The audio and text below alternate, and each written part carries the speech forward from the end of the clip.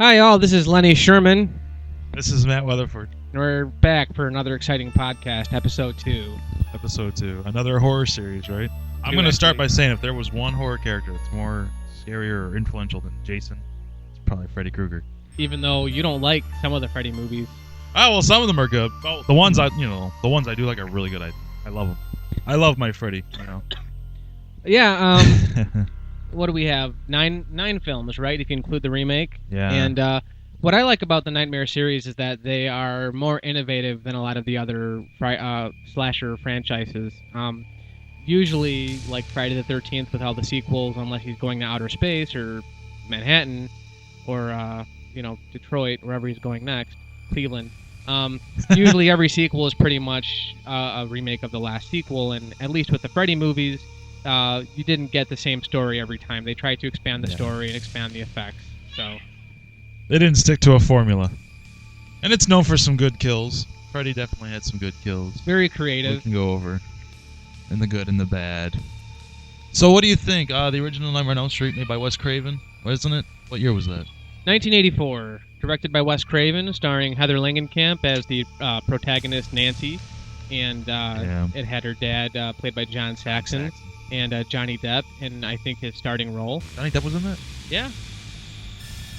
I didn't know that, dude. You wouldn't know that.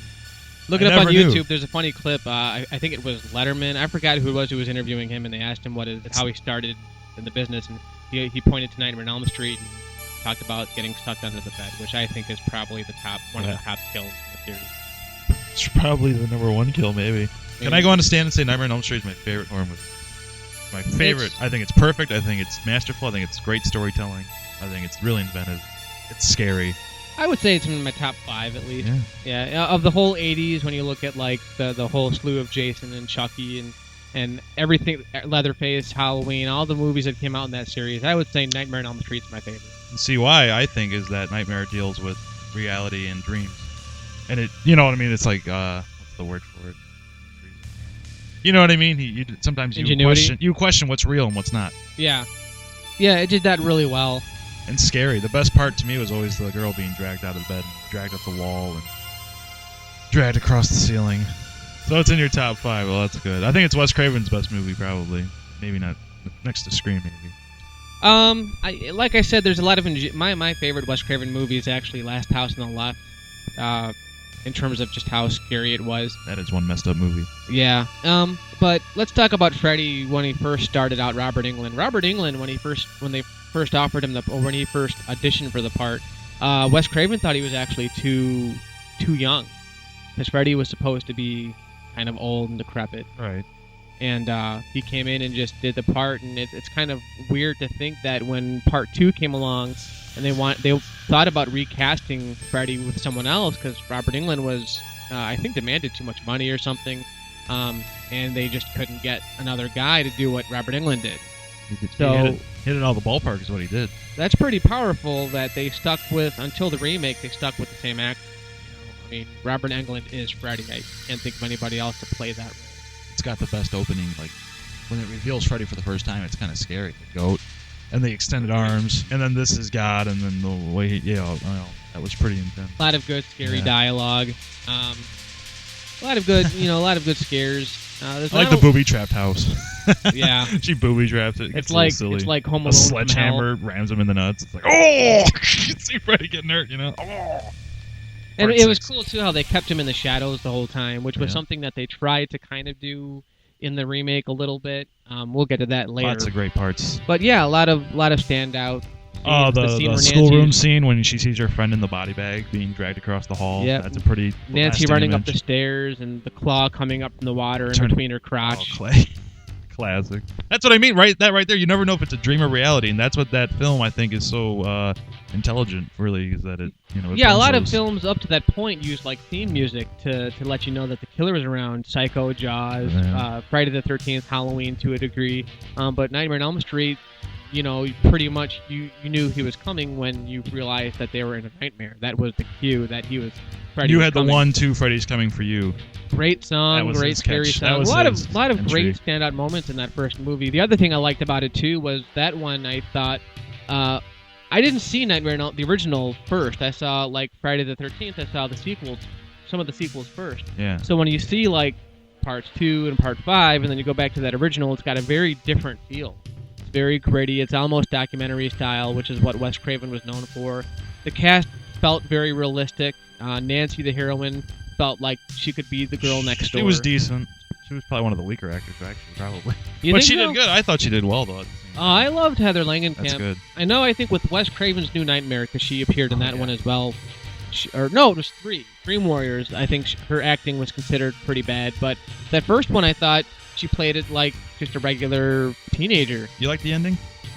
Isn't that when the mother disappears? Yeah, through the bed? the ending was a compromise between Wes Craven and then the producer Bob Shea, and Wes Craven didn't want to do that, and Robert Shea did. Robert Shea used to be or still is, I don't know, the president of New Line, and Robert Shea had gone off and actually financed the movie, so Wes Craven did owe a lot to him. Yeah. So he gave Robert Shea that ending. So what does it mean? You know what I mean? Yeah, So I guess I it's think, symbolic of well, something. the way I think I've heard Bob Shea describe it, at least, was that when they drive off in the car and then the roof comes up over the car and you see the Freddy stripes on the car. Yeah. I don't know if you noticed that. Yeah, of course. But that's where the dream actually starts. Like the whole movie up to that point was the dream, and then there you go. because you see all of her friends come back. You see Rod, you see Tina, you see Glenn, all back from the dead. But it's done in a very kind of dreamlike state. So I don't know. I don't know. No, if I mean, really... my question really is when Freddy's on fire, he runs up to the room, and he straddles the mother, right? Pretty Yeah, much. yeah, he And kills then her. what happens to her? Because you see like a skeleton go in the bed, right? Well, All that is interesting. Yeah, it's interesting how they did it. I just thought it was like Because I guess he is like a demon, kind of. I guess. Well, because because if you look at it's referenced Dream Warriors when Heather comes back, when that character comes back and she's talking about her past, her mom died in her sleep. That's the explanation. So you can link to that. That's pretty much what I It's a thought. good movie. On a Freddy meter, I'd give it a 9 out of 10. I almost want to give it a 10. I think it's pretty much a masterpiece. I think it's Wes Craven's best work, and I think long after he's gone, it's going to be remembered for probably. What would you give it out of 10? I'd give it an 8 out of 10. And Yeah. like I was saying with Scream, I think Nightmare on Elm Street just kind of holds it stays the test of time. Highly better. recommended for any horror fan. If you haven't seen that movie, then I just don't know what's wrong with you. Yeah, it's funny because a lot of younger people are being introduced to the series through the 2010 remake, and they've never seen the original.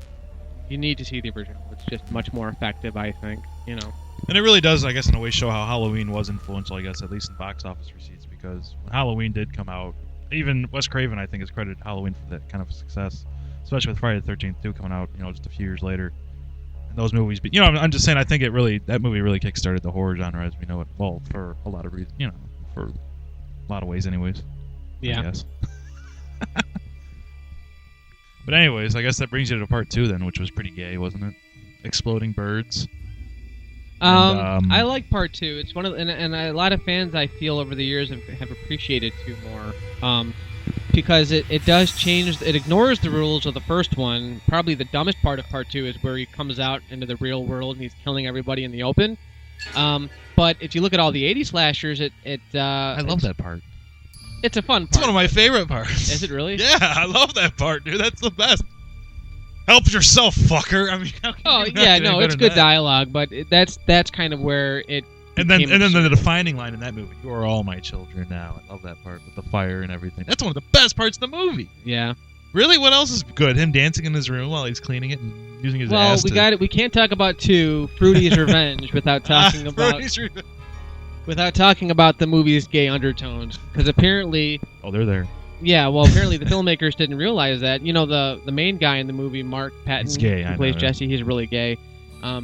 I love when he was making out with that girl, and then he totally freezes, and so he just runs over to his Well, friend's a lot house. of people think that the story of Episode 2, the underlying story, is that Freddy represents gay is Yeah. evil, and it's about a guy coming out of the closet It is. and coming to terms with. No, I don't think they meant it yeah, that way. No, it's about that, dude. It really is. Yes, they That's did. why it's an underlying theme. I think they're lying. I think. Well, they the knew gayest exactly. part of that moment is where Robert Shea plays the guy and the bartender with the leather on. Yeah, someone should have said, "This is gay, bro." I mean, someone would have said something. They knew exactly what they were doing, and they wanted to do it that way because someone seriously said, "This is getting kind of gay." I would love to be that crew member. You know, guys, really, do we really have to see his ass? And it's kind of weird too, yeah. Like in the '80s, like today it wouldn't be a big deal, but in the '80s, you would think that would totally be like, how could that be under the radar? My favorite part in 2 is the transformation sequence when Freddy comes out of his body. Yeah, That's well, pretty sweet. the effects in part 2 I think are much better than in part 1. It's a highlight of the film. Right there. Yeah, and it looks great. It's you an can watch effects that movie now, and it still looks pretty scary. So part 2 essentially takes place 5 years after the first one, and this new kid moves into Freddy's house where Nancy lived in the first one, and Freddy invades his body. Apparently, he's like an avatar, and essentially he has the power to control Jesse in his dreams, but he can also eventually come out of his body into the real world and attack people in the real world. So it does very much kind of ignore the rules of the first one, but it sets new rules. What was up with the exploding bird? Yeah, I don't know. Well, Exactly. it's another one of those cues where you knew Freddy was coming, where you knew danger was coming. But why did the bird explode? Because it was a hot room. I mean it. It's like, oh yeah, wasn't it supposed to be really hot? It was really hot. Did Yeah. birds really blow up? I don't know. I Damn guess cherry they bomb. would. Like sudden temperature rise and a You bird fed that just bird a goddamn cherry explodes. bomb, didn't you? That'd be so weird if your bird just explodes. Starts Yeah. flying. Doesn't it like attack him? Yeah. It was like knocking over a vase. Anyway, well, they also had the gay gym teacher, right? Yeah. Yeah. Yeah, and it's funny because I first watched these movies when I was like 9. I didn't know what was going on either till really recently. People, there were all these forums on it, and I was like, yeah, I guess I could see it that way, but I don't think they intended it that way. I don't know. Yeah. At least the underlying message of like a gay guy coming out of the closet, I don't think they intended to make the movie about that. What's but- good about this one is that Freddy is still scary. Freddy, he's not all out there. He's in the shadows. He's still very menacing. That's why. I think he's this very one- scary, and it's and one of two. those things where it's just they really do a good job of showing what the main character is going through when Freddy is Yeah. kind of taking over his body. It's pretty creepy, man. The effects they use when he finally comes out of his body, ripping him open, and it's some of these effects, even in the later movies, even in the bad ones, the effects get so elaborate, for the time. I like the beginning in part 2 a lot as well. With the bus driver Yeah.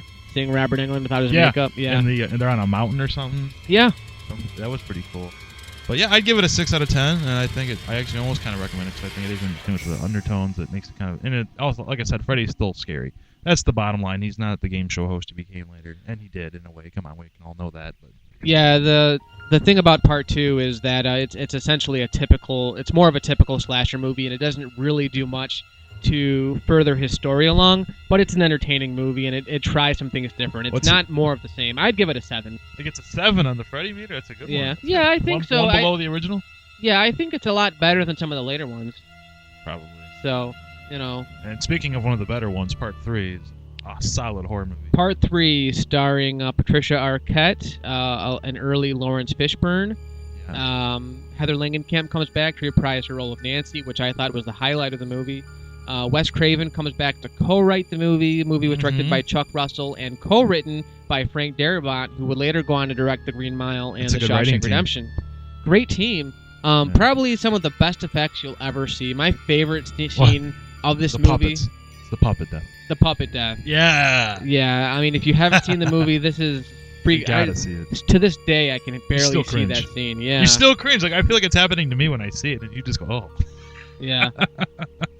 And yeah, the great effects, and a lot of good characters. I like the characters in this movie. They were a lot more developed. Well, not developed, but they were interesting. they're developed. I mean, They're varied. There's different. they the drug actually addict. go more into the dream world in that Yeah. movie. So you've got all these characters in this mental institution who are suicidal because they're all having the same dreams about Freddy, and so when they finally go into their dreams, you've got Patricia Arquette, for example. She's an athlete. She wants to be an athlete in real life. So in her dreams, she has all these acrobatics and can do flips over things. Kincaid, the funny black He's guy. just really mad all the time. He's Yeah. got, like a temper. He's hysterical to listen to because he's always pissed off. He's the strong man. And Heather Langenkamp comes back. Yep. And Yeah, she in this realizes role, they're dreaming of Freddy. yeah, and it's nice to kind of see her. She's not playing the high school teenager anymore. She's playing this kind of strong role model who's been there before. So she's the mentor of the group. So I thought her performance in this one wasn't as strong because Whereas the first one, she was still that age where she could just kind of be herself. You could kind of see that. This one, she's playing a role. What are the other two best kills in that movie? I got to go with the TV. The TV death. Welcome to primetime, bitch. Absolutely. Who gives a fuck what you think? I don't know if you would count this as a death, but the scene where the doctor's fighting the skeleton, I've always loved that scene. Yeah, that would probably be the 3 then, yeah. Yeah. Because I don't remember. He didn't die, but John Saxon died in that scene. Oh, yeah, and, yeah, that was a pretty That was cool a cool death. ending, how they fought his spirit and it came together as a skeleton. That was pretty cool. Yeah. You know, and I think this movie definitely benefits from Mr. Wes Craven being involved in this because I think he knew what to do. I think you know what I mean. I think he had an idea that he knew what he wanted to do. Yeah, it's not about the kills in part 3 as so much as a lot of the stuff that goes on. Freddy turning into a giant phallic snake and trying to swallow Patricia Arquette. Oh yeah, that was awesome. That's probably one of my favorite Nancy scenes. dies, right? Nancy dies at the end. Isn't that a big thing? That's a big thing. Yeah, I mean, you know, she didn't come back till. What do you think about it? Do you think she should have lived? That's the thing. It's like it's not about whether they should live or not. I just think if you care about the characters enough, I think they did a good job of making you feel something for the character. And Nancy, she was like the the foil to Freddy. She was like the Jamie Lee Curtis of Halloween. She was the one person or the first person to best him. And it meant a lot that they brought her back and have her. That's kind of like having Tommy Jarvis die in a Friday the 13th, you know. And Patricia Arquette would be in the 4th movie, right? Her story went on, right? Her character does, but Patricia Arquette didn't come back. They changed the actress? Tuesday Night. Oh, yeah, I think you're right. Later, Tuesday Night, really? That's the name? That's her name. She actually sang, and we're going to go into part 4 next, right, obviously, yeah. but part 4, that opening song, Running, that's Tuesday Night Singing. Oh, okay. Yeah, she was a singer, too. Patricia Arquette was actually, I thought, pretty good, too, in this movie. Yeah, was it Zsa Gabor, Eva Gabor? One of the Gabors was in that funny scene where, who gives a fuck what you think? That's what I mean. Yeah. TV, yeah. She's like, I think, no, who gives a fuck what you think? Yeah. Exactly. I said, where's the fucking bourbon? there's in Dream Warriors, it's got this the theme song by Dokken. I mean, it's funny, that one doesn't really get the recognition that a lot of 80s horror movies deserve, but I would say that's one of the standout. For a while, I'd say it's at least on par with part 1. So my score for 3, my score for 3 is probably a 9. It's even better than the original. Look at you! No, there it is. No, I don't. Lenny is just claimed. Well, not claimed, but the reason why I give it a 9 is because it's kind of tackling 2 genres. It's tackling mythology or fantasy, and it's tackling horror, and it does both very well. So you do like that better? I don't know if see that's the thing. If I give it a 9, you're gonna say I like it. I'm better just than saying 1. a 9 is better than an 8, isn't it not? I don't know. It's hard to say that it's better than 1, but it's at least on par for different reasons. But because I love fantasy and that's kind of what it gets in tune to, that's why I give it the 9. I'm not saying it's a better film. 1 is definitely the original. Can't you just give them both 8s? Well, but I don't know. There's a reason why I'm giving 1 an 8 also. But no, it's because I always was telling you I thought 3 was better than 1 for a while, but I always go back to that first film. And it means so much, you know, just the grittiness and the realism that even 3 doesn't really do Craven's that. direction. It benefits that you have. It's a huge contrast because the first movie is almost so real. Aside from the nightmares, it feels like it could actually happen. And 3 delves so much into the fantasy, it doesn't feel real anymore. It feels like a fantasy movie. What's good about 3 is that there is a little bit of a kind of humor with Freddy, but he's still kind of scary in a way. I think there's a nice balance in 3. That's what's nice. Yeah, I would definitely say this was Robert Englund's best performance. Because after this one, you know, he was kind of capturing the MTV generation, and people were going... You can lead us into 4. I'm going to... So part 4, The Dream Master, introduced Lisa Wilcox as the protagonist, Alice, to go after Freddy. Not much to say about 4. I know they had a hard time with the director, Rennie Harlan. Because he was a foreigner making an entry in a really popular series, and they didn't think he could do it. And actually, when Nightmare 4 came out and was so successful, he got a call from Spielberg to go on and make a movie. You know, Rennie Harlan was the guy who went off and did Cutthroat Island, Die Hard 2. Oh, Cutthroat Island. Was that like the biggest bomb ever? But it was a big movie. You know, same with Die Hard 2. You know, he got to make big movies because of Nightmare on Elm Street 4. You know. They made a lot of money. I think it was like $32 million. Yeah, I don't know. I mean, 4 to me just isn't that memorable. It's not a bad movie. You could tell they were kind of going a different direction, and it was trying to make the series more mainstream. It's a silly, silly movie. It's a silly movie. You watch it and you really get the feeling they did not know what to do with the story. They had no idea what to do. It's evident in almost every scene. Yeah, but it's like I said, even with 4, it seems like they were trying to do something different with him, even though they resurrected him with flaming dog piss. But you lose Craven, which sucks, because he really was the mastermind. I mean, you lose Darabont. Patricia Arquette didn't want to come back and do it. And I think they knocked out the script in she like 3 probably read the weeks. script as well. I don't think it's that bad of a movie. I mean, out of the first, like, Here's a good 4, question, Lenny. How can Lenny slash those lockers before he's even resurrected? How can Lenny? I don't know. I wasn't. No, Freddy. Remember the clawed lockers? How can Freddy do that when he's not even being resurrected yet? Something like that. I don't question 4. It's a plot hole. 4, it's a plot hole, but it's a logicless movie. How does dog piss resurrect Freddy? Well, I always like that scene. And doesn't one I bet you do. And doesn't someone transfer their powers to someone else? Doesn't Patricia Arquette die in 3 or 4, and she gives her powers to Lisa Wilcox? She does that. Yeah, that's the whole thing with the Dream Master. It was whenever someone dies, Alice gets the powers. Didn't you realize You like that? I guess that's kind of cool. That's what I'm saying. It's an interesting thing. I mean, just blew my mind. I never thought of it that way. Yeah, well, they do. She starts. It's not good. She starts smoking, and she starts. If you watch that scene, she actually doesn't smoke the cigarette. Well, when she does the karate with the nunchucks and she's Yeah. in the mirror, it's not her. Right, that's a stunt double. It's not her. It's a stunt double. You See, can I tell. liked Lisa Wilcox, and I guess what are the kills? I don't really remember too many. Is that the bug death or is that 5? 4 is the bug death. That's one 4 of the has best some good ones. kills. I hate that one. That one one sucks sucks. face. Oh yeah. He sucks the air out of Sheila. Yeah, the dummy was scary looking. I remember the dummy scared the with shit the out of me when eyes I was all young. sucked into the eyeball. Yeah, when I saw that when I was a kid, it scared me. Yeah, the effects in this one, aside from the bug death, she turns. Oh, that was bad too. No, it sucks is when she's lifting weights and he bends her arms all the way back. That looks painful too. Yeah, yeah, that was the best effect. Not a lot of big effects. This one was really more about the out there cinematography. The one scene where Alice and her boyfriend Dan are all running and they're spinning together in that little tunnel. Isn't that thing. 5? No, that's 4. Oh, okay. You're getting confused because they have 4 and 5 have like the same characters almost. They do. So- No, okay, yeah. What other kills are in 4? There's not too many. I know one guy gets a fucking knife in the stomach with it as well. That's Kincaid, and that's what pissed a lot of people off. That Oh, yeah, he there kills were the- like 3 or 4 survivors at the end of Dream Warriors. That They is all dumb. die within the first That's what I mean. 5 minutes of this one. So that pissed a lot of You people do. Well, off. yeah. You got to look at this. Story. The underwater death where Joey dies with the waterbed, I thought was pretty cool. Yeah, those are not How is nice this for a moves. wet dream? Those are some nice. Yeah.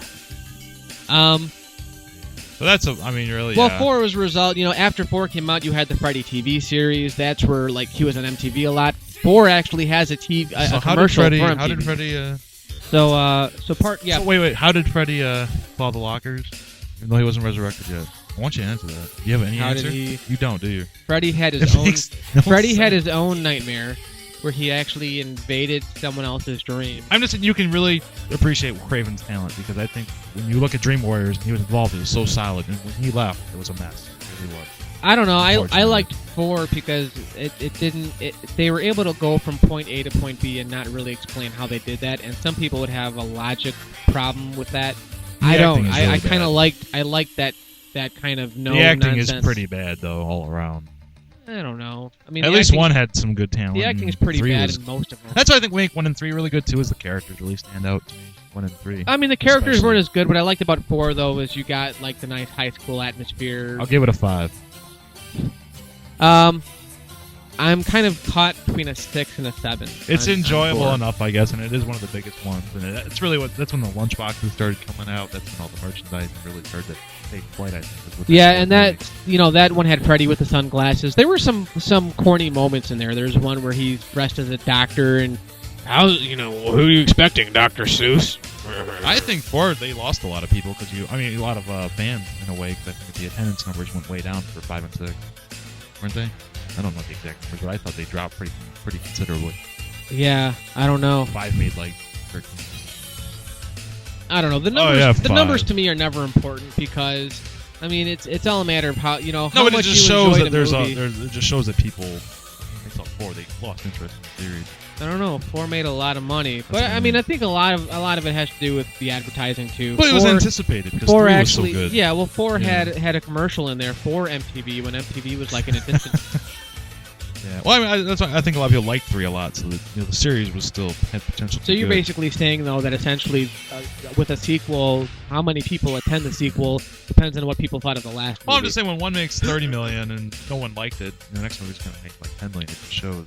I don't know. Like I said, growing up, even 4 is not one of the more memorable So ones, but there are some cool scenes, I guess. So a 5 or 6. You gave it a 6, I guess. I'd give it a 6, probably. Yeah, out of the it's pretty series. bad. There's some cool parts, man, but it's not worth. I wouldn't to say watch. it's bad. It's Like I just, said, there's some cool parts, but it's not worth watching 90 minutes of bad acting stuff. I didn't think it was that bad. Now you're making me really. Well, no, but I just don't. You're tempting me to give it a 7 now. Let's watch it. Oh, let's watch it right now. All right, let's go on to part No. 5. I don't know. I don't remember much about part 5. Part The 5. Child.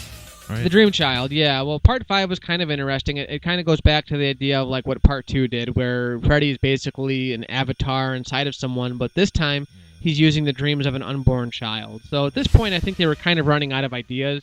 And there's not a lot of kills in 5, but there are all three of the Motorcycle kills. death was boss. The motorcycle Some of my death was favorite good. ones. The comic book death was not very violent, but really memorable. That And was cool too. Yeah. The there one- are some good ones. the one where the girl who died, where he was like filling her, he's like making her eat her. Yeah, I remember that at the dinner table and she died. Bon appetit, bitch. Yeah, and then she's in the fridge. Remember that? Wasn't like Lisa Wilcox like looking through her fridge, and all of a sudden the girl's in the Yeah, Some shit that like was that. a creepy one. I'd probably say 5 was probably the weakest one though, just because It's the weakest. the one thing that bothered me was Lisa Wilcox, who returns from part 4. She's in the part 4. She had to transition into a badass. She started off as this like shrieking Violet, and she became a badass at the very end to fight off Freddy. And this one, she kind of reverts back to that shrieking Violet. Like, what happened to that badass character? What did happen to? How did he die in 5? A little kid like. The little kid comes and saves the day. Did he and really? They He res- did? Yeah, well, the mother comes down, and there's not a lot of explanation. But the mother, Freddy's mom, comes down, It's a sees pretty Alice bad struggling movie. with Isn't Freddy. it in the Freddy canon? It's a pretty bad one. It's the That's weakest pretty of the bad. of the Freddy. How did he movies, die yeah. in 4? Wasn't he looking at himself in the mirror? Yeah, yeah. I mean, how he dies is pretty stupid. You know. How he's resurrected is pretty stupid. What he does before he's resurrected is pretty stupid. Killing all the main characters You from 3 really off don't like in the beginning. You don't like this. Killing series. all the main characters. They make them survive the whole entry, and then they kill them in the first 10 minutes. It's so funny. Don't they do it in Aliens? Wasn't that a thing in Alien? Wasn't it in Alien 3 kill off a lot of main characters? Well, yeah. Alien 3 didn't even show those characters. yeah, They pretty were much just cut like, them oh, off. they died. Oh, I'm sorry. Yeah, I've never seen any of the Alien movies Love besides my Alien. paycheck. Thank you. You know, Alien's the only movie I've still seen in that whole series. You have not seen Oh, Alien? wait, I haven't seen Aliens all the way through. I know most of it. Well, some of Sorry. it. See, yeah, well, I love doing. Anyways, continuing your. So, part 5 to me gets about a 4. It does. It Negative- sucks, negative. man. Don't even. Yeah. If you give it more than a 5, I will hit you.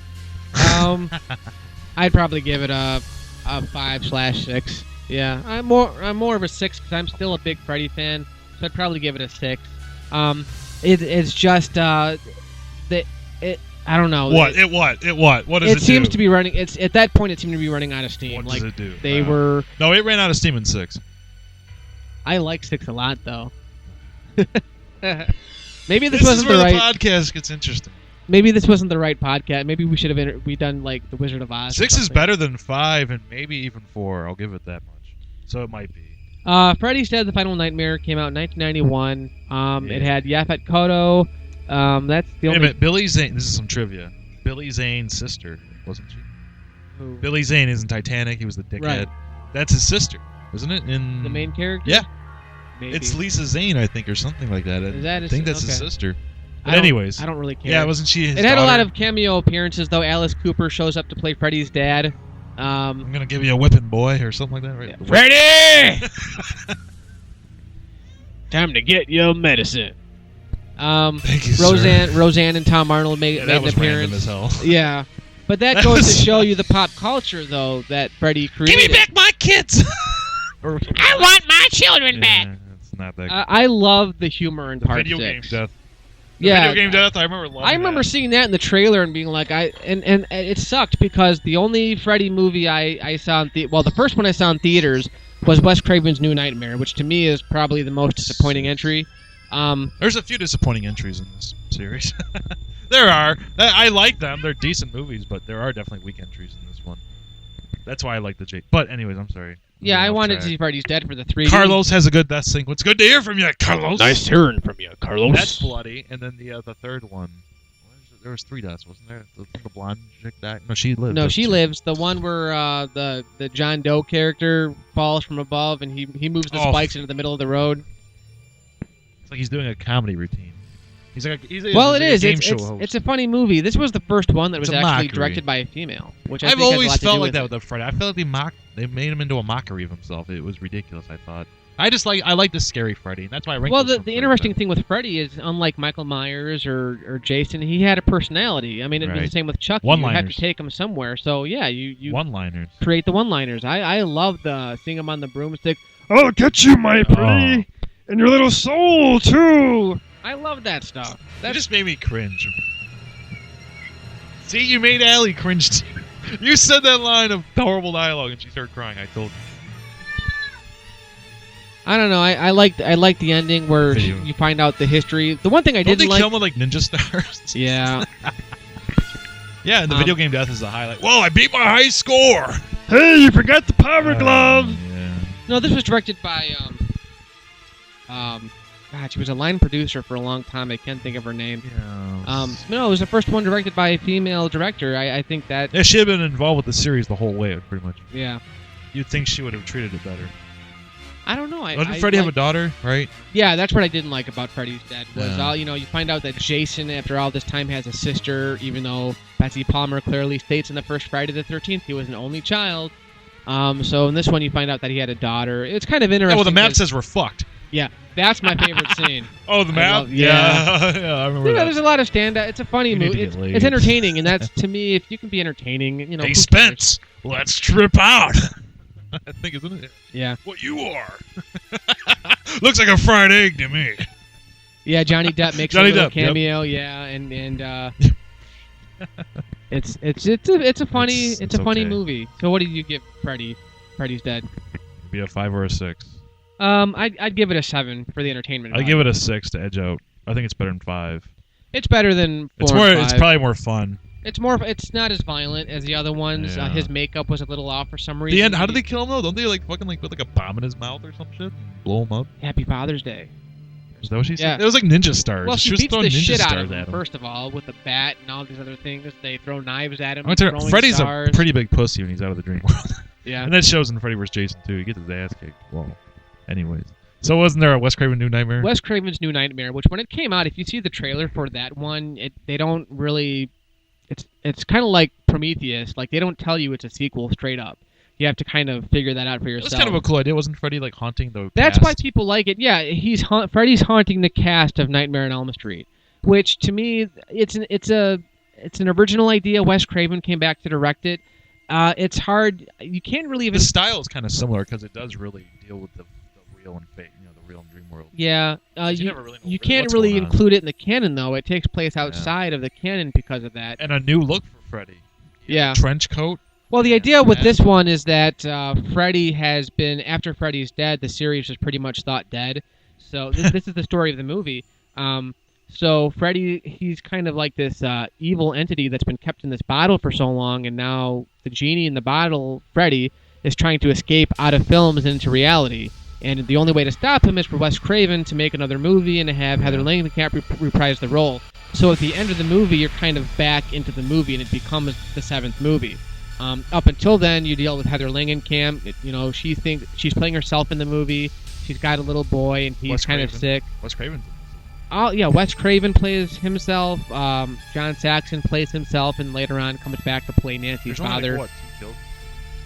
There's a few. They're not memorable. It's not the kind of a movie. It's just 2, right? The two. Well, no, the two makeup. Boyfriend? The 2 makeup artists at the beginning. The one who gets the claw on the chest. That was a dream, bro. They're all dreams. What the fuck? It didn't really happen though. It was a dream she was having. But they say that they died. Doesn't count. It does count. Freddy. That was a dream she had. They're all dreams. Nightmare on Elm Street. Those workers were not really killed by the claw. That did not happen. It was a nightmare she was having. Chase says in the movie that those 2 clowns didn't show up to work. You have to really die in the series to count it as a death. Wait a minute. Those were fantasy. No, they did happen. Don't you remember the newscast? You're being a dick. I don't really recall the whole movie. I haven't seen it in so long, but There's a newscast where there were like 2 filmmakers were found dead outside of a field during the development of a new Freddy movie. You got to see it again. okay, fine. Those do in the beginning, and then The husband dies. and then the girl in the hospital. The girl in the hospital. Want to play cat? What? I forget what it says. Getting the cat. Yeah. No, I like the new look. I guess that's what he had originally seen. Yeah, this is more of like a psychological He's like thriller. He's white, isn't he? He's like white skin. Who, Freddy? Freddy, No, yeah. he's dark skin. Still? Yeah, but he's got the hat. It was pretty cool look for him, I thought. Yeah, not bad. It got a little silly at the end where they're in Dream World and he's got the long tongue wrapped around her. And yeah, that's remember another. That's the other thing I really don't like about Freddy the series. He dies in the dumbest of ways. They just don't, there's just not a whole lot of thought. I always felt, dude, it has to do a lot to do with Wes Craven. I feel like when he was involved, it was good. But when he left, they didn't know what to do with the character. Wes Craven's New Nightmare. It was his baby. He visualized that character. Other people. Well, he didn't want sequels, though. You have to realize he sold the rights to New Line. He wanted to end it with 3.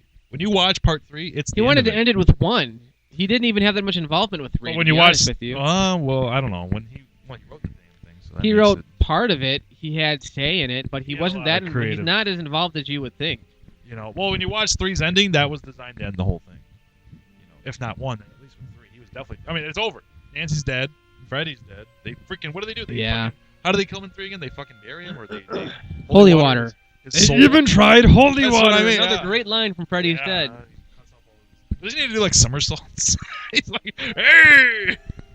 Where? In part 6. Part 6? Yeah, doesn't he do like somersaults? He comes at her, he's like spinning. I swear to God, I thought he did like somersaults. What, near the end? Yeah. No.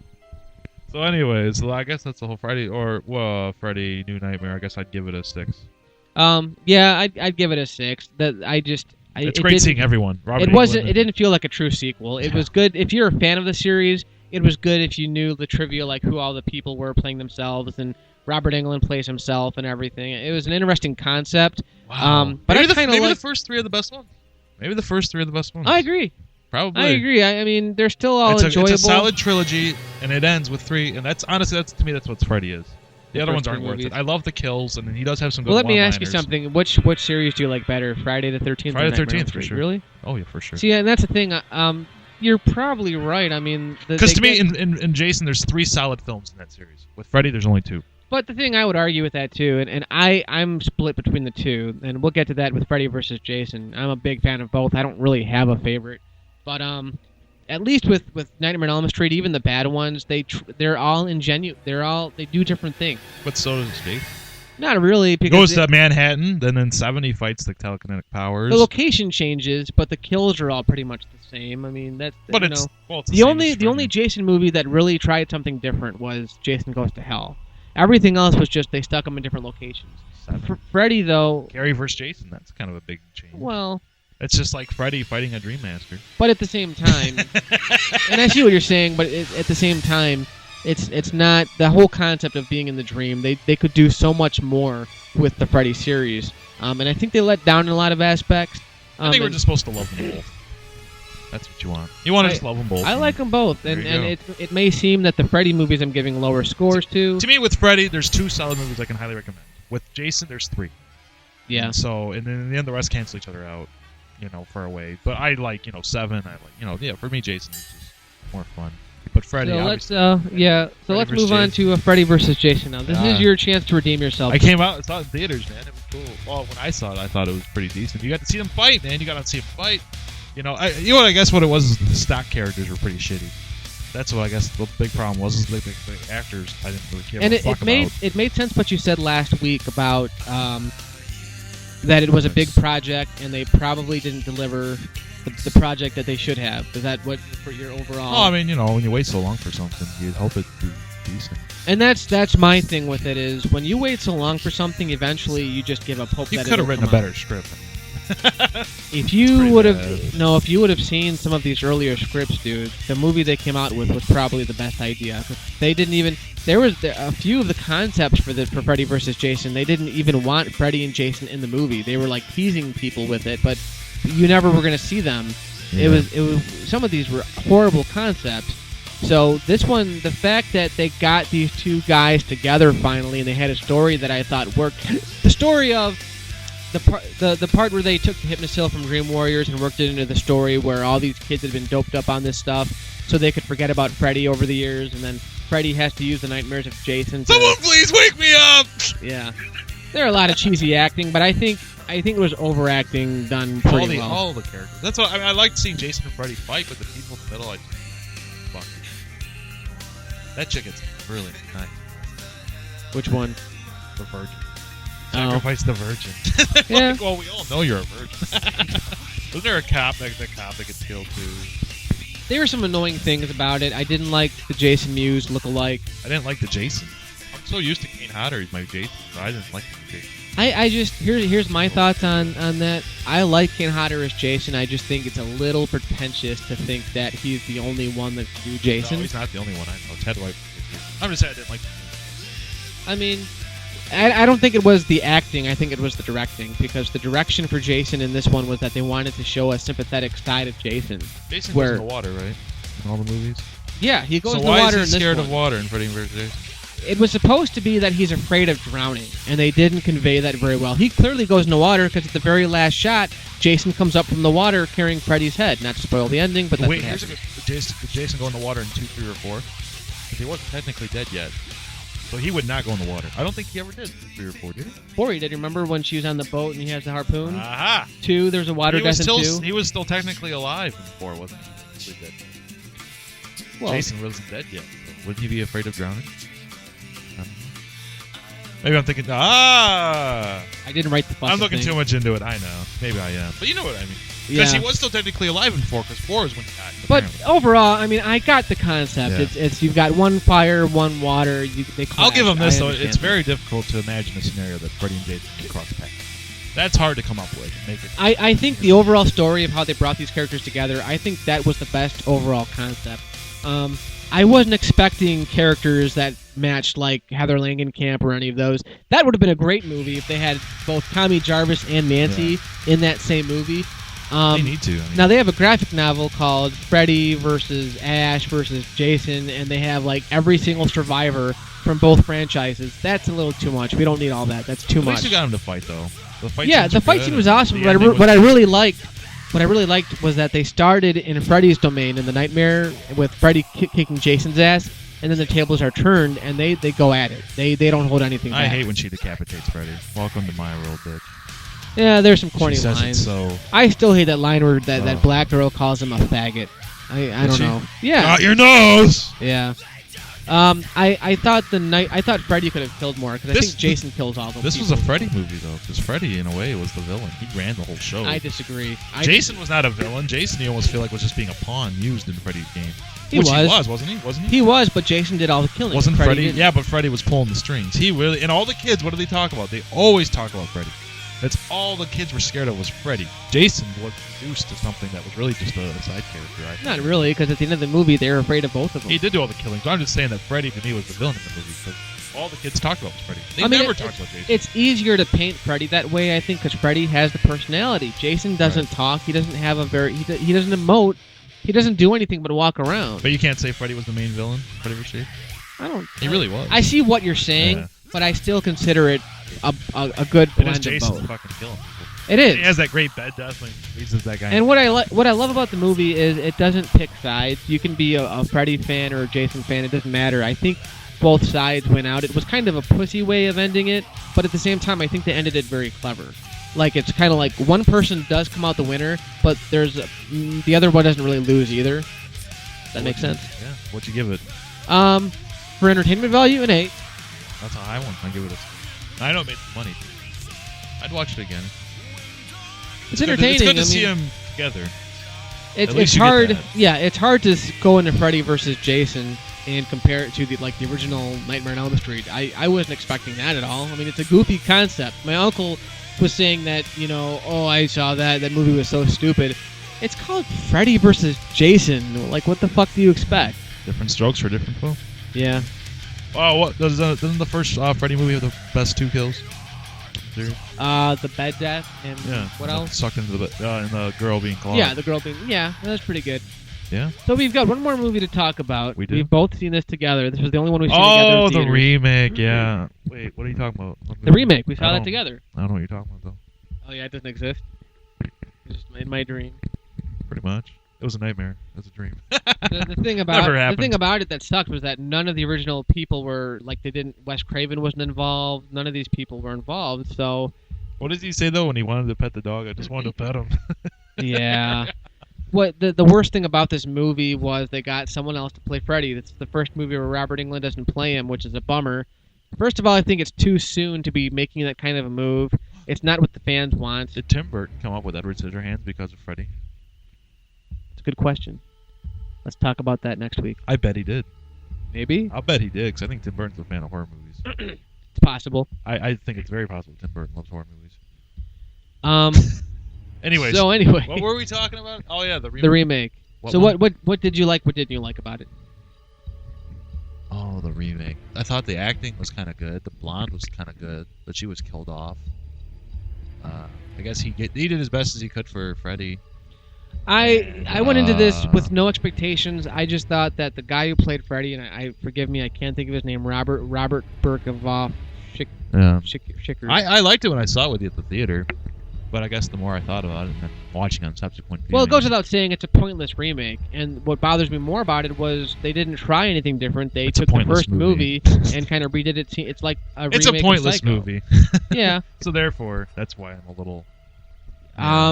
And I went into it thinking, like, quite possibly, you know, when everybody heard that Heath Ledger was going to be Joker in The Dark Knight, everybody kind of laughed and turned their heads because he was a pretty boy. But then they saw his performance, Yeah. and I was going, the same could be true for Freddy. Captivating. Let's give him a chance. And I didn't really like where he took the character. I thought it was more imitation than his own direction. Yeah. That's probably the last Freddy movie, too. Yeah. Yeah, but Freddy's done, too. I think that we've hit that time now that Jason and Freddy are done. I think they were done in They're the done. 80s. I think they were done in the 80s. Are they going to make another Freddy movie? I don't know. You told me In our one- lifetime? Well, you gotta Well, think in they're our gonna reboot lifetime, eventually they might Let's do another reboot it. reboot or something. Hey, man, let's the reboot reboot. this. The Amazing Freddy Man. It. The Amazing Spider-Man looks like shit. I've seen the trailers. It looks terrible. I like Spider-Man. I thought Sam Raimi did an incredible job with Spider-Man. Yeah. And it's too soon. To me, it's just too soon right now to see that movie all over So again. anyway, Nightmare on Elm Street. Oh, we're done. That's it. When you got any questions for me, that's it. I'm What done. do you give the remake? 4? Really? The only thing I'll say about the remake that hasn't been said, I'm a little more defensive about it. Yes, it was a pointless remake. No, it wasn't really a good movie. I give it a little higher score, though, because I'm looking at it at the point of view of all the horror movies in the genre. Yeah. It's a good concept, and that's why I like the fact that it came out when it did. There aren't movies that tackle the dreams and everything like that. That's about all I can really say about it. As a remake, it's kind of an insult, and it didn't need to be made. Let's go get some Little Caesar. Goes without saying. Let's go get some Little Caesar. Anyway, what else were we talking about today? Oh, you recently watched Blade Runner. I still want to know what you thought about it. It's still kind of fresh in your mind, man. Blade Runner? Was there any scene that stood out to you that you liked? Anything? Honestly, not story-wise. Visually, I really liked the Los Angeles landscape, and I watched those effects, and it baffles me. Like George Lucas made us wait 16 years for a Star Wars prequel because he didn't have the technology. You watch in the commentary, oh, I couldn't have done this back in 1982. But Ridley Scott Blade Runner. did, and that's what's cool about it. It's visually, it's a very good. You have film. to credit Ridley Scott. It's not saying why didn't George do that. It's more fucking How did Ridley Ridley Scott Scott just do did a that? great job. Yeah. Is what it is. So visually, I liked it, and I liked The billboards, the billboards. production design, really. I like all the everything. technology. If you go on Wikipedia, I guess when the movie came out, they were handing out pamphlets to talk about the different technology, the Voight comp test. They were talking about that, the different vehicles, the flying taxi cabs and stuff. I love the Tyrell Corporation building. You know, when he gives that test to her, then all that sunlight and everything. Yeah. You know, Tyrell represents God in that movie. They really do. They are God. They play God. They invent humans. The memories. As you Blade said. Runner. I mean, there's so many movies You know. that came off of Blade Runner, the Alien sequels, anything with the androids, artificial intelligence that Steven Spielberg directed, tackles that concept of humans with that concept of can a machine genuinely feel is such a universal concept. You know, it just goes to show like how far can mankind really develop an actual human being, and it always comes off as an android. So on that level, I enjoyed it just because Blade Runner came out before them all. I still think it's just, if you look at just the basic storytelling of Blade Runner, it was just done very weird. The music, too, gives it this very dreamlike quality to it. It's a very offbeat feeling film. Yeah. That's for sure. You know, and we all have limited life. That's why they have limited lifespans, and that's why when he goes, I see Tyrell as God, and that's why when Rutger Hauer goes to him, and remember he says, "What seems to be the problem?" What does he say? Death. Exactly. Yeah. And he says the facts of life, and he says the light that burns. I love that line that he uses.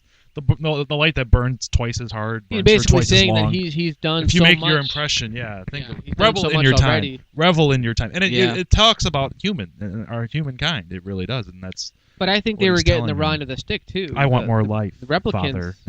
Father. Remember that? You know. The replicants were, they got the shoddy end of the stick because a 4-year lifespan is nothing. But at the same time, it's like that's what's interesting is they're given these memory implants. So I was telling you the other day, what is human? What makes us human? Exactly. Well, it's what we remember from day to day. We have all these memories of how we grew up, but how do we know there are memories? We don't really. The key line in Blade Runner I always liked was when she asked Harrison Ford, "Do you ever take that test for yourself?" Yeah. And that right there is really the central theme of the whole movie. Really, is that really who is the replicant? It's very nice and it's fun to watch. It's a thought-provoking. So what did you think of movie. Sebastian? Remember him? Wasn't he he was decrepitating rapidly? Remember Sebastian, the guy? Oh, the guy who was trying to help out. He had all character. the toys. Yeah. I like a man that stays put. Because he was slowly dying. Remember, he was saying his genes were advanced, that they weren't. He was dying quicker. He was trying to. I didn't like how he was comparing himself to the replicants. Similar problems. It's still like a 4-year lifespan compared to what he. And I don't know. No, he said similar problems. Yeah, that pretty much sums it up. Yeah, it's similar problems. And I don't know. There wasn't. Well, Rutger Hauer was kind of a violent character, but I didn't really see him as a villain. More. Didn't he kill him? He killed the Tyrell guy. Remember, he squished his head.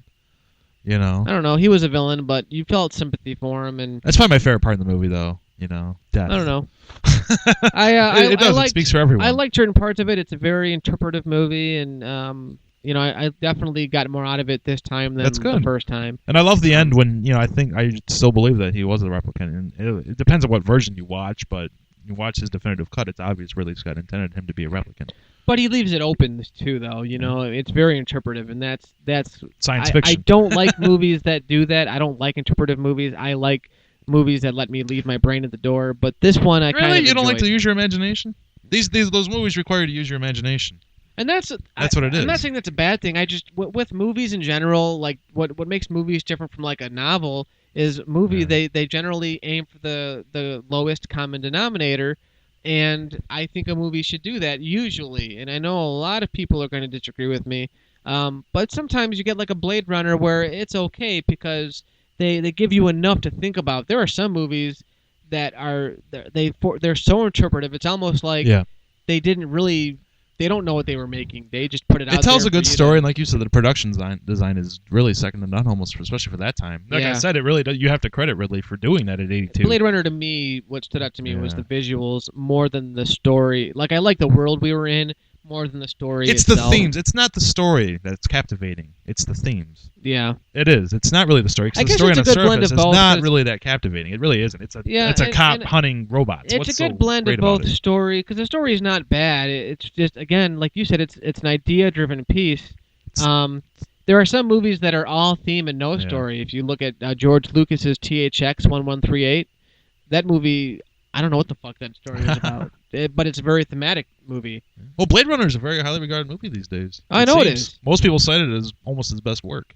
Yeah. Even today, It's a thought-provoking movie. Again, I like stories that are more linear, that I know what's going on. Like, let's see, you got more out of it though. That's what counts. Yeah. Thank God for that. At least you didn't go backwards. No. I mean, it could have been even worse. No, most movies I see, if I don't like them the first time and I see them the second time, usually I'll get a little more perspective on them. Because I think when people first see Blade Runner, they just see it as the movie it is. And that to me isn't that captivating, but when you see it more and you see the theme, like I said, it's the themes. Yeah, I mean that's most That's movies, what makes it. Most movies, the first time you see them, you want to know what it's about. Then you go see them again, and you get more out of it because they're deep. They go. Like I said, they go beyond their surfaces. That's the best way I can put it, I guess. They go beyond of what you see on the screen. That's what makes it. You use your imagination. Roger Ebert even hated Blade Runner at first, and what was cool, dude, is he added it to his great movies, and he said, "I guess my problems with Blade Runner was really a problem with my imagination." He admitted that it was his lack of taste and imagination that made him, because now he likes it. So, well, who knows? It depends on what your expectations are too. I mean, if That's a problem with a movie that has hype like that. You go into it thinking it's going to be this great experience, and it's not quite what you thought. I remember the first time I saw Blade Runner, I was like, "What the fuck is this shit? Like, why would people recommend this to me? This movie sucks." Really? So yeah, now I don't feel so much hatred toward it now. That's good. But It's the second time you saw it? third. Was it the third, really? Yeah, the first two times I didn't really Wow. like it. I was like, whatever. No, the first time I saw it was the director's You cut. never know what a guy would do for a glimpse of a beautiful body. Yeah. I love that part of Harrison that I think what it he is changes too, his accent. Yeah, and I think what it is too is Harrison Ford plays a very different role. This was still the time where he was doing Indiana Jones and Han Solo. He's cold. As Deckard, he's cold. He's very silent, and he has that I don't look even on his think he's face. cold. He almost has no personality Right. at all. That's what I'm talking about, is that the replicants, in a way, had more emotions than he did. They were more human than he was. When you watch that a lot one of the scene where he characters. comes up with that accent that's very stand out compared to all the other stuff he does. Have you ever done anything rude or unsavory to your character? If they would have given Harrison Ford more personality or something, if there is no one. They can't, because the point of that movie is that the replicants had more emotions than the humans. That was the whole point of it, I guess. I don't know. That's why he seemed to not have much personality. Because you look at Pris, you look at Roy, they had personality. They really stood out. But Harrison, I think that was maybe what he was trying to demonstrate. But if your point is that Harrison Ford is replicant as well, right. You know what I'm saying? There you go. Well, I'm saying when you first watch it, that's what you can pick up. That's what I'm saying. It's an interpretive movie. You can talk about it a lot. He does just fine. It. I thought he did just fine with the role. He's well known for it. Yeah, I love Harrison Ford. Aside from the visuals, there wasn't a whole lot that stood out. I still question the scene with the unicorn. I watched that going like, okay, this is his memory, obviously. Right. But unicorns don't exist, so how could that be his memory? Because at the end when he does the it's suggesting that he knows Deckard's. Yeah, but why a unicorn? Why not? Because he knows. It's just suggesting that he knows Deckard's memories. Yeah. And what does that imply? It implies that they're implanted on him. Yeah. That implies he's a replicant, and that's why that look he gives right before he runs off with the replicant. He realizes he's one of them, and that's, yeah. That's what really Scott intended it. He's always said that. That was always his intention with the story, and that to me is what really counts him, because it's his story. He's welcome to end it. Anyway. That's one thing I don't like about Blade Runner is there's so many different versions. It's ridiculous. I mean, that's just well, silly. like I said, I saw the director's cut, and then I saw the final cut. Yeah. That's what I've seen recently. And I didn't notice a difference in the two. I don't know what the differences are. They must be very subtle. I've never seen the theatrical version, which apparently is a little different than the other ones. Yeah, a bunch of things. I mean, I don't know. Have you seen the theatrical No, version with the I don't voiceover? think I'm ever gonna Even want if the to. voiceovers are done badly, I can't imagine the movie that Ridley Scott wanted us to see would have been that much different. It probably was. I don't know. It could have been. A lot of times that happens to him. Maybe that's why he's been tinkering with it, because he never got the product he wanted, I guess. But yeah. Well, usually movies when you're released in theaters, you don't have director's cuts. It's very rare because you don't own the film. You're who the studio hired, basically, to direct their movie. It's their money, though. You know what I'm saying? So for him to get director's cut. Any other movie you want to talk about before we're done? Because we're almost done here. So pick a movie unless you want to end this. Let's talk about Star Wars real quick, because I don't Star know. Wars? I talked about these movies so many fucking times. Real quick, what would you rate Episode 1? It's a masterpiece. It's a 4-star out of 4-star. I'm talking in order from 1 through 6. What would you give Episode 1? Wait, what are we doing? Oh, Episode 1? Yeah. What are we doing? 10s? Out of 10s? Yeah. I guess, fair enough. What, Phantom Menace? Yeah. 6. Attack of the Clones? 6. Sith. Revenge of the Sith. 8. 4, obviously. 10. 5, Empire Strikes Back. 9 or 10. Jedi? 7. Okay, I'm pretty much with you there. Yeah, I felt pretty good there. Yeah. Oh, Star Wars is like my favorite movie. It really is. You've got a lot of favorite movies. No, that's at least a top 10. The image that'll always stand out to me about that movie, Star Wars, is the Star Destroyer flying overhead. That very first shot, basically after the rolling crawl. I do have a lot of favorite movies, but that one, that's probably a top 5. You like that one the best. When you look at that awesome. movie out of all 6 movies, just on its own merit, I can see and why. it ends great. They get the medals. They've defeated the Empire. Well, you think they've defeated. That movie for its time accomplished so much. It's just great storytelling, and it mixes fantasy and science fiction so perfectly. I don't think no other movie's ever been like that ever since. So why do you think so many people had problems with the prequels? Do you think it was a lot of expectation? Do you think it actually impossible expectations? But do you think it was really a bad movie, or do you? I'll have to watch it again. I don't know. I've seen parts of it. Well, I watched it one time, and then lately I've seen it, and it doesn't seem that great. It seems like there's a lot of bad acting, bad writing. It's just things that you're not associate with Star Wars. You know, Yeah. I thought it looked good. I thought it looked I've great. But I've that's- always defended the Phantom Menace, and yeah, I think it's the weakest of the 6 movies. I'm kind of looking at it still from the prism of I was 15 when it came out, and I was so excited to see a new Star Wars movie that I just accepted it for what it was. I think that's what a lot of people did, but over the years I've continued to watch it. My opinion of it never really changed until this year when it came out in 3D. I'm starting to get really disappointed in what George Lucas is putting out there in terms of Star Wars. Starting with the Clone Wars TV show that's on, I've seen the first 2 seasons, and after that I had to stop because it really was not worthy of the name Star Wars. It kind of... It's an interesting thing is what he's been doing with his movies. Yeah, and then I bought the Saga on Blu-ray, and the quality of the Blu-rays are good. No original versions. So yeah, so the Blu-ray came out and it didn't have a lot of special features and things like that. So anyway, so that was our talk about Nightmare on Elm Street and other shit, and maybe next week we'll talk about going to Taco Bell. Sounds good. Sounds good. Or putting tacos in people's mailboxes. Yeah. All right. It's a true story. Take it easy. Peace out. You can't prove that. Naked women.